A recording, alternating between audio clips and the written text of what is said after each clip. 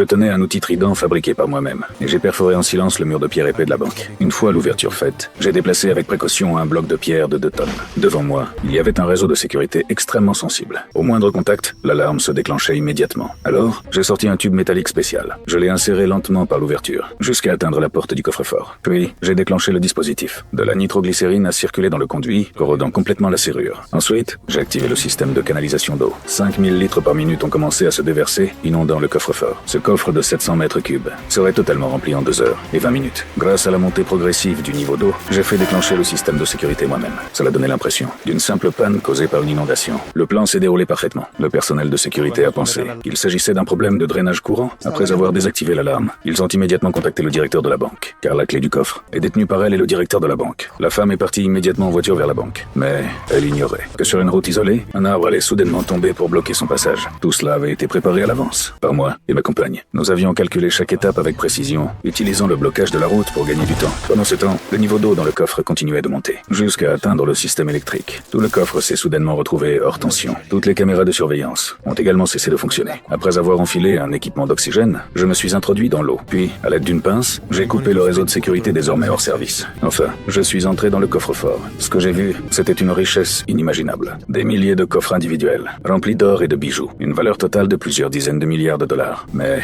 au moment où j'allais emporter le butin, un shérif lourdement armé et plusieurs policiers sont arrivés sur place. En voyant la scène, il a immédiatement compris qu'il ne s'agissait pas d'un simple accident, mais d'un braquage de banque soigneusement planifié. Il a donc ordonné de bloquer toutes les égouts et sorties souterraines pour empêcher le voleur de s'échapper par les tunnels. Le plus dangereux, c'est que je n'en avais encore aucune idée. La police était déjà en train de resserrer l'encerclement. Et moi, j'étais sur le point de m'échapper par les égouts.